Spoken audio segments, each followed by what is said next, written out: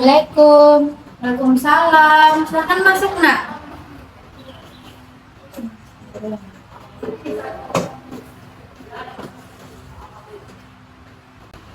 Sebelumnya Ibu bertanya apakah posisi duduknya sudah nyaman begini? Sudah nyaman. Oke, baik. Jadi Nak Manda tadi dari mana? Dari kantin. Oh, dari kantin. Sudah makan ya? Sudah. Tadi belajar apa? Belajar IPA. Oh, belajar IPA ya? Oh, berarti Ibu Asmi ya? Oh iya. Nah, oke. Sebelumnya Ibu mau bertanya dulu kepada Nak Manda. Bagaimana perasaannya hari ini? Agak cemas. Oke, agak cemas ya. Kalau boleh Ibu tahu kenapa Nak Manda ini merasa cemas? Mungkin Nak Manda bisa menceritakan apa yang membuat Nak Manda ini bisa merasa cemas. Saya harus presentasi minggu depan, Bu. Dan saya takut akan gagal lagi, Bu. Oke, saya mengerti ya perasaan Nak Manda. Nah, jadi presentasi ini memang bisa menantang. Nah, maka dari itu mari kita bicarakan lebih dalam tentang perasaan Nak Manda agar kita bisa menemukan cara-cara untuk menghadapinya bersama ya. Nah, oke, baik. Jadi Nak Manda bisa ceritakan lebih lanjut tentang pengalamannya saat presentasi di depan kelas. Jadi begini, setiap kali presentasi saya merasa gugup, Bu. Suara saya gemetar dan teman-teman terkadang tertawa, Ibu. Itu membuat saya malu sekali, Bu. Oke ya, jadi bagaimana perasaan Nak Manda ini ketika mendengar teman-temannya ini menertawai Nak Manda?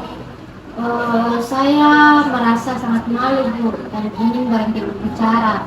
Rasanya seperti semua mata tertuju pada saya dan menilai saya, Bu.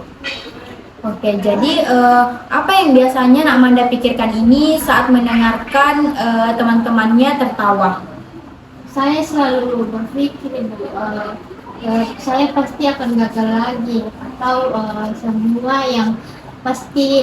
semua orang pasti berpikir ini saya tidak mampu, Bu. Oke, jadi itu pasti membuat Nak Manda ini merasa semakin cemas ya. Nah, oke, bagaimana pikiran-pikiran itu mempengaruhi perasaan Nak Manda? Saya merasa sangat sulit, Bu.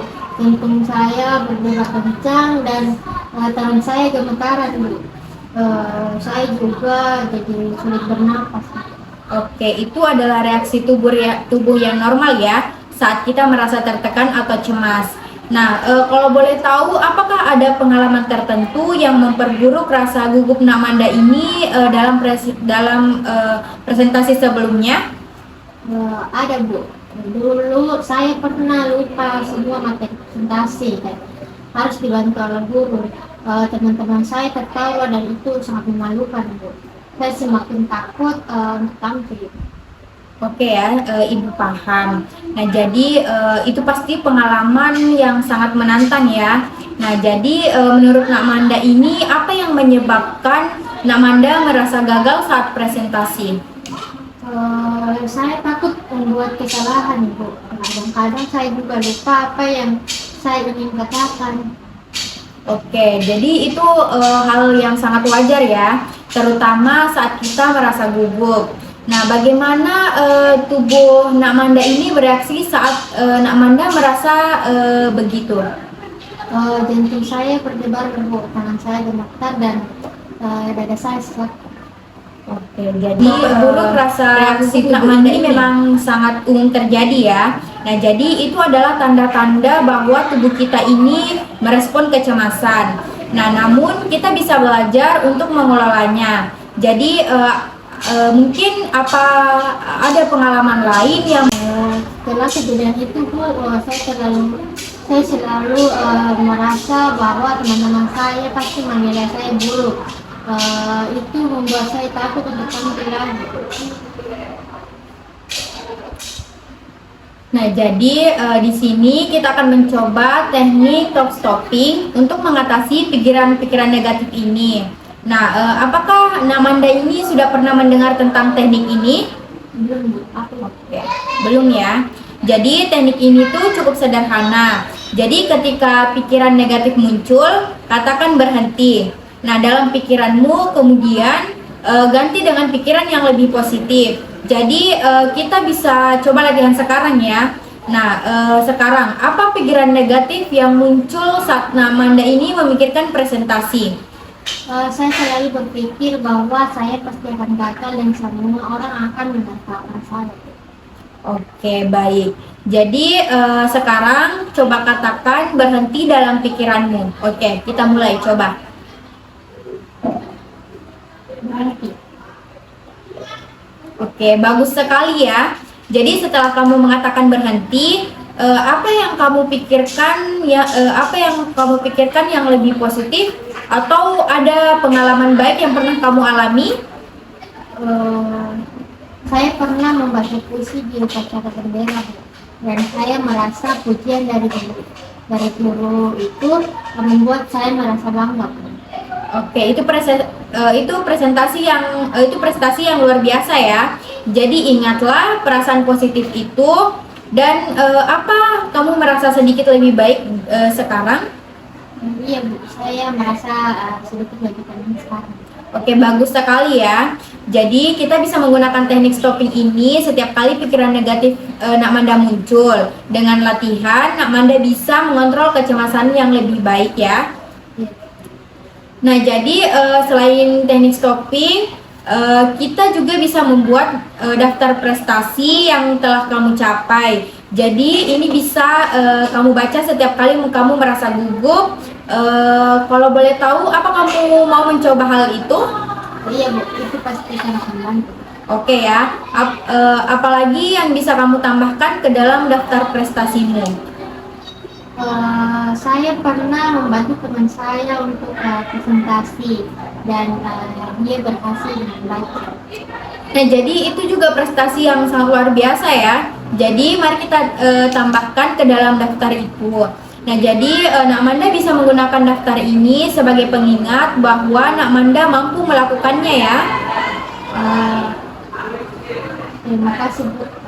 Saya bisa. Oke, jadi selain talk stopping, kita juga perlu mengelola stres sebelum presentasi ya. Nah, kalau boleh tahu apa yang biasanya Nakmanda lakukan ini untuk menenangkan dirinya sebelum tampil? Saya biasanya mencoba bernafas dalam-dalam, Bu, tapi kadang itu tidak terlalu membantu. Saya jadi semakin cemas, Bu. Oke, jadi mari kita coba pelatihan pernapasan yang lebih struktur ya. Nah, jadi coba ambil napas dalam-dalam, tahan sejenak, lalu hembuskan perlahan. Nah, ulangi beberapa kali, fokus pada pernapasanmu. Coba. Oke, bagaimana rasanya? Rasanya lebih tenang. Oke, bagus ya. Jadi latihan ini bisa membantu Nakmanda menenangkan tubuhnya sebelum presentasi. Nah, jadi Nakmanda bisa mencoba ini kapan saja ketika merasa cemas ya. Nah, jadi sebelum kita akhiri sesi ini, nah Ibu mau bertanya, apa yang Nakmanda pelajari dari teknik-teknik yang telah kita bahas pada hari ini? Saya belajar cara memikirkan pikiran negatif dan menggantinya dengan pikiran yang lebih positif. Saya juga belajar cara merelaksasikan tubuh saya sendiri. Oke, Ibu senang ya mendengar itu. Jadi Nakmanda ingat latihan ini adalah kunci.